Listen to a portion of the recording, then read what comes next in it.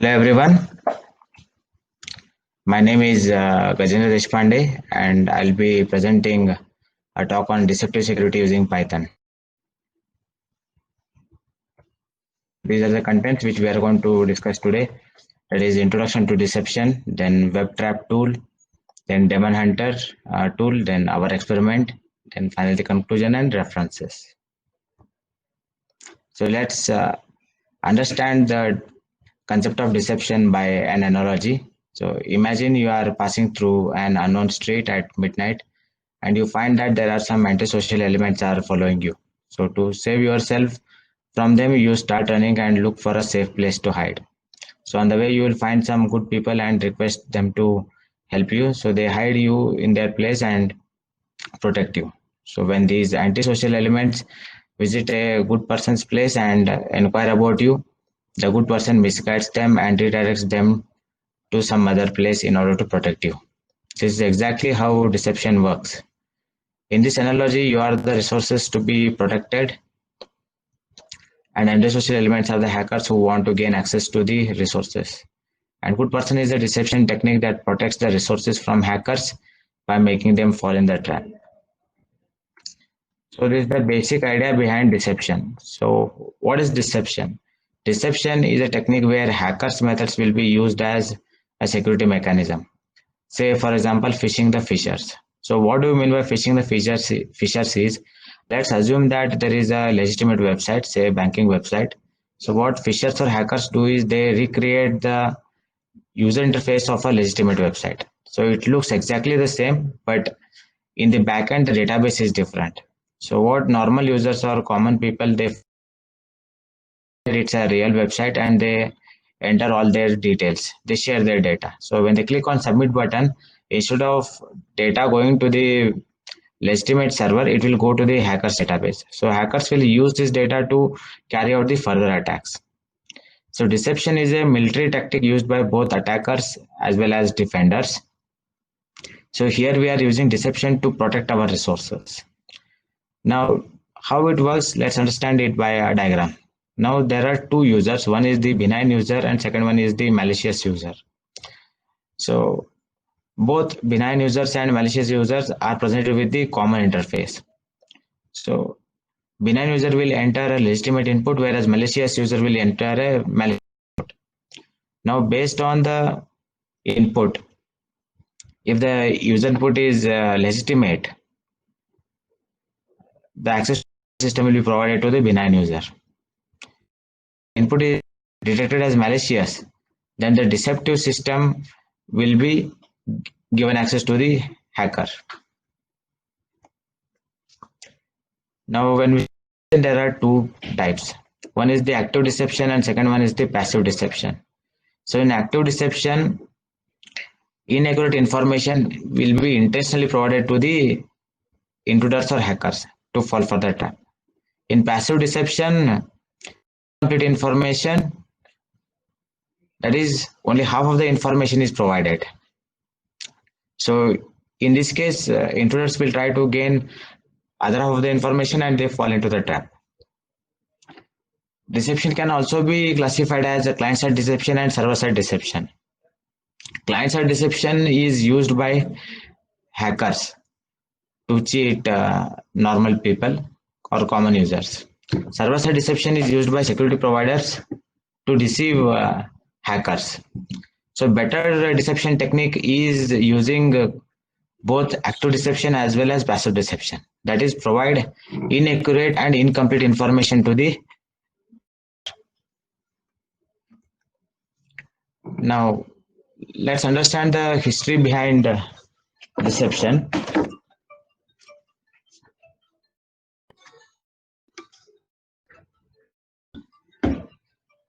History behind deception. So one is so in 1998 honeypots were introduced. So honeypots are the small devices which are placed in the network. So in order to access those points, hackers will fall into the trap. Honey nets were introduced in the year 2000. So honey nets are nothing but the network of honeypots.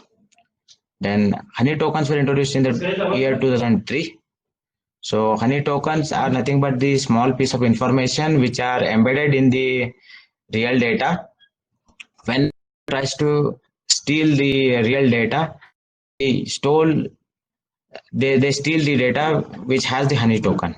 So at that moment, what honey token does is it sends a notification to the administrator saying that so and so data has been stolen. So it gives some information regarding how the data leakage has happened.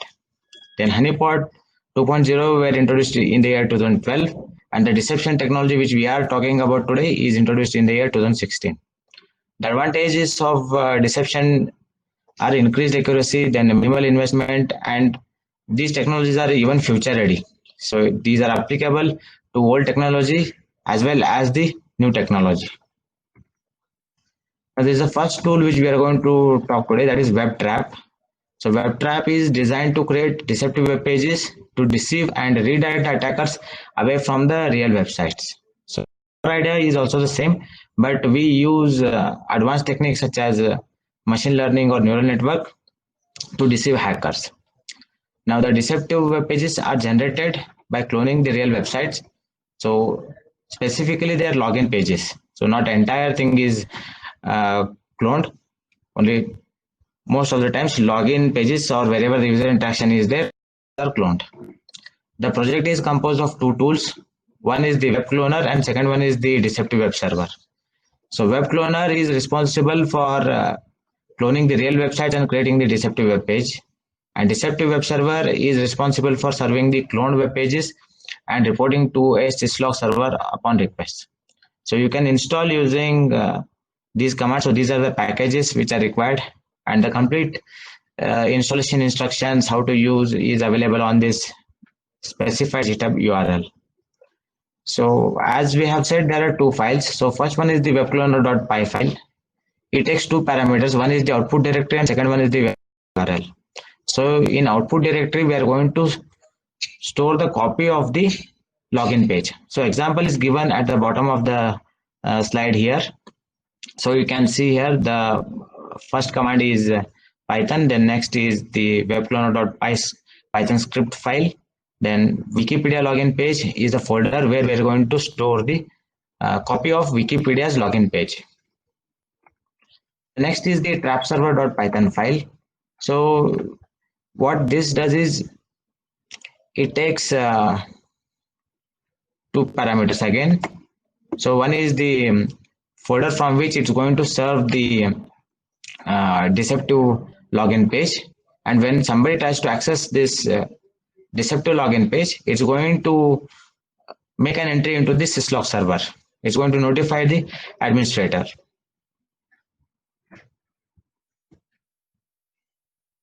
So next tool is Daemon Hunter. So Daemon Hunter is used to create low interaction honeypot servers. It consists of agents plus managers and protocols. So Daemon Hunter allows you to create your honeynet, that is network of honeypots. So all customized by yourself. So from ports to protocol handlers, that means you can have your own ports, your own protocol handlers. So you can use different types of protocols here. You can use FTP, HTTP, SMTP. So it depends on your requirement. So there is no restriction at all. So basically you can create heterogeneous honeynet. Then why we developed our own deception tool? So we know that the cyberspace is a national asset, and now due to pandemic, even cyber attacks are increasing. And XML is the heart of many mainstream technologies. So you take any technology, so XML is there now. Of course, JSON is also there. So you can, for example, you can take web services or service-oriented architecture or cloud computing. XML is there. Then web services vulnerabilities can be present at various levels. They can be present at operating system, network database, web servers, application servers, XML appliances, etc. Then when new technology is introduced, it also comes with new challenges. And when we say new challenges, the old challenges from old technologies may also be there, plus new challenges will be there. Let's say, for example, we know that now XML can be used as a database, So that means instead of using RDBMS, we can use XML as a database. So when we use RDBMS like MySQL, SQL injection. So those kind of challenges can also be carried forwarded in XML, and XML comes up with its own challenges. So what we have tried to do here is to secure the web resources from XPath injection attack using modular recurrent neural networks. So the proposed solution uses modular recurrent neural network architecture to identify and classify a typical behavior in user input. So once the typical user input is identified, the attacker is redirected to fake resources to protect the critical data or resources. To do this, we had come up with a new technique called as count-based validation technique, which works on the frequency of characters in the user input. So it doesn't work based on string comparison or regular expressions. So let's understand by example how XPath injection attack works. So consider this as an XML file here. So it has got three fields. One is the username, second one is the password, and third one is the account. So to carry out the attacks, we can consider only the first two fields, that is username and password.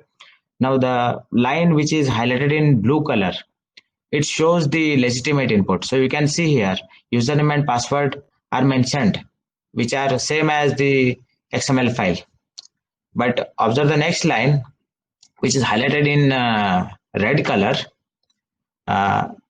So here instead of valid username and password, we have malicious input. Say for example, we have Boolean operator or, and we have some special characters 1 and equal to. So these are the attack vectors. These are the malicious inputs.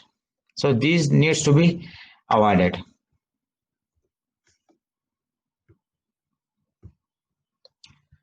Now this slide shows the SEPEC on XPath injection. So you can see here two parameters.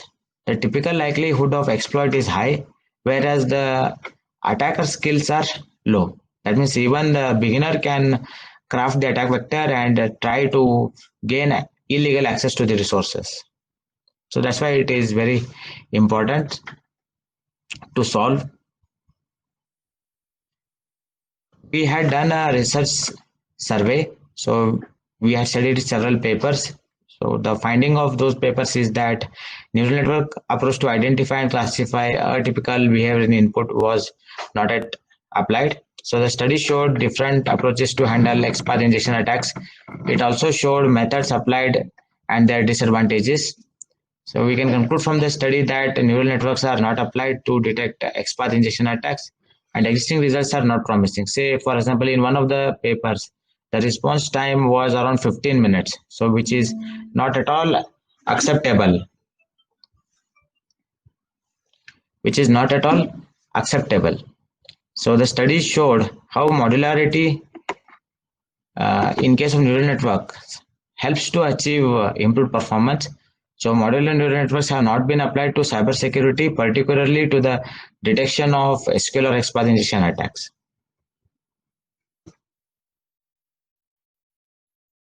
This is the architecture of our application. So you can see here this architecture has three tiers.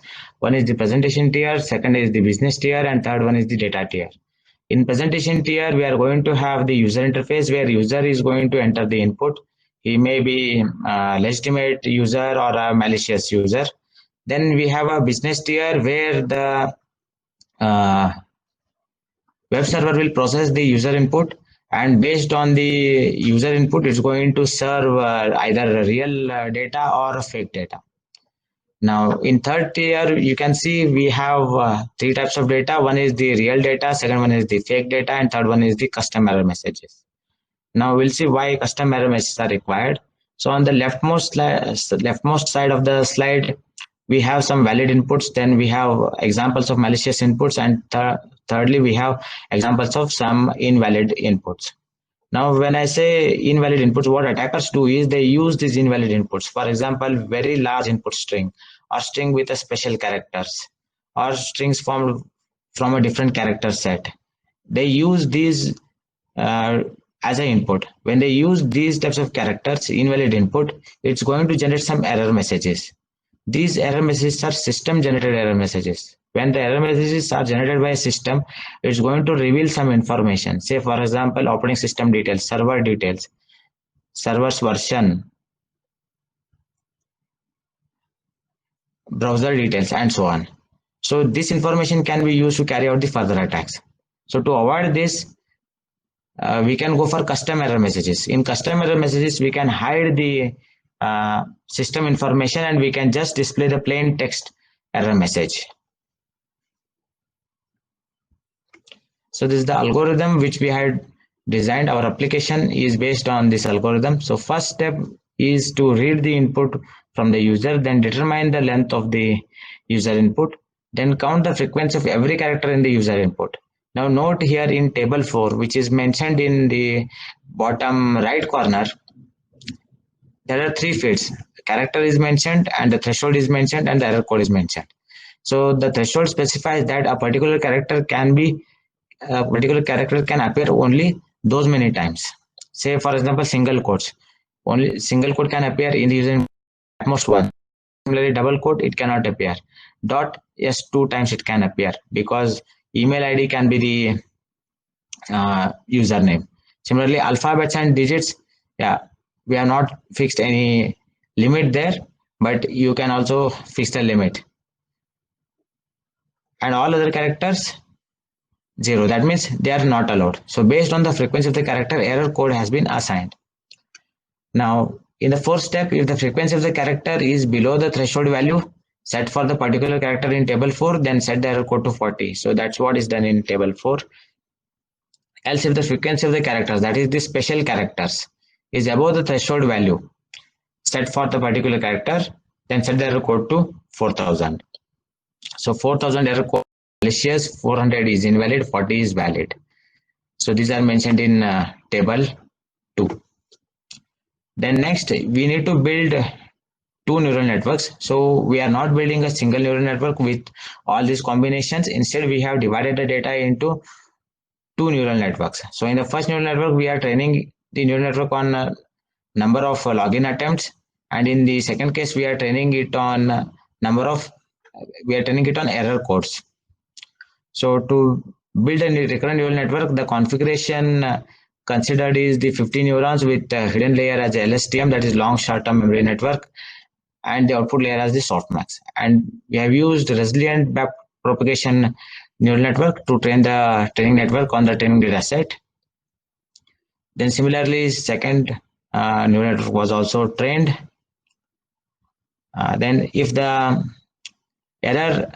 training error and test error, both the networks are 0.0%, that means if there are no errors, then finally classify the input vector based on the outputs of both the neural networks in table 3. So what we have done here is, on the next slide, there is one more neural network. So here we have taken the output of first neural network and the output of second neural network and their combinations to combinations for classification. Say for example, if the output of both the neural networks is valid, then the final classification will be valid. If one of them is malicious, then it will be classified as malicious. If one of them is invalid, then it will be considered as invalid. But in any case, if it is malicious, then it will be considered as malicious. So if the user input is classified as valid, then the data from the file will be served.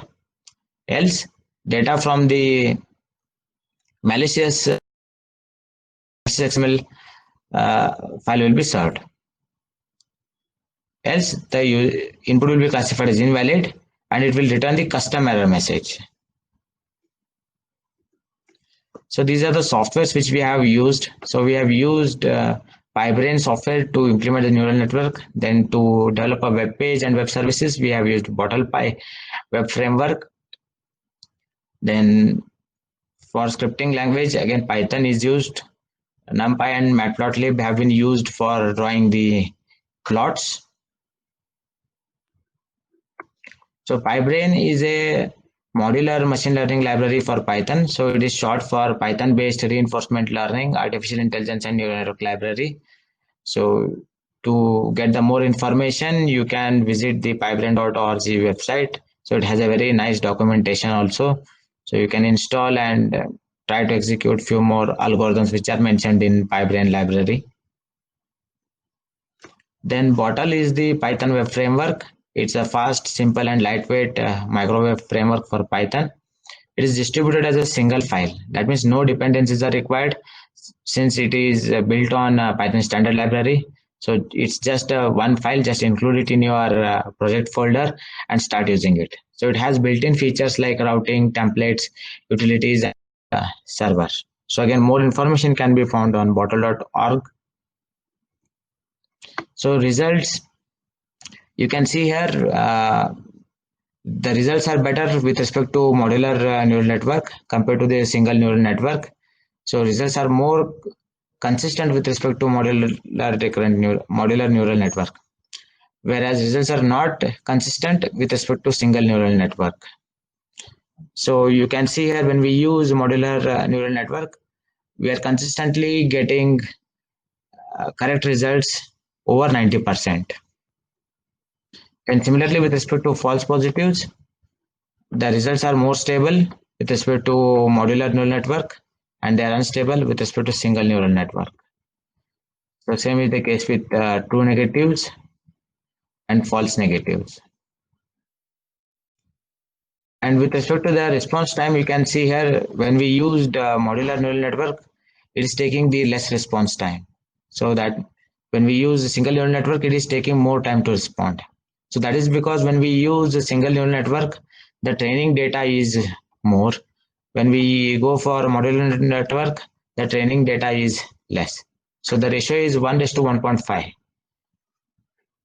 So if it is taking 1 second for modular neural network, it is taking 1.5 seconds for single neural network. So similarly, the average detection rate, it is better with respect to modular neural network, and when you consider an outlier and also when you exclude an outlier. So the results are better with respect to modular neural network. So it is advisable that you exclude the outliers and use modular neural network for better results. So these are the snapshots. So you can see here on the right hand side we have a data.xml file which serves the real data from data.xml file. On the left side we have a fake data.xml file which stores the fake data. But if you observe both the files, the structure of data, the nature of data is same. So just for our identification purpose, I have prefixed the term fake in fake data.xml file. But in real application, it need not be. This is the initial output of our project. So now this is the first case, that is the valid input scenario. When the user enters the valid username and a password, it will be classified as valid input and it shows the message login successful. That means the user will get access to the real system. Then similarly, now you can see here when the user enters the malicious input, the input is classified as malicious, but instead of displaying the or giving access to the real system, it is giving access to the fake system. That is the deceptive system. So you can see here it has not displayed the message as login failed. Instead, it has given access to some data. So in the next case, you can see here, so attacker uses this fake data for login, and this time it says that fake login successful. Note here that it's a login to the deceptive system. And also note here his activities are being monitored. Say for example, his port number, address, browser, request method, everything is logged. So conclusion is that the solution offers improved security over existing methods by misleading the attackers to false resources and custom error pages. So our results also show that the system accepts legitimate input Although the user input may contain some special characters and rejects only truly malicious inputs. So its solution combines modular neural networks and count-based validation approach to filter the malicious input. The solution has resulted in increased average detection rate of true positives and true negatives and decreased average detection rate of false positives and false negatives. And the important point here is that the security systems have to be successful every time, but the attacker has to be successful only once. Now, with regard to deception, I would like to make the last statement. With deception, you may not be able to completely avoid the attacks, but it gives you the extra time. Okay, so that extra time can be used to protect your real resources. So these are the references which you can refer for more information. Thank you.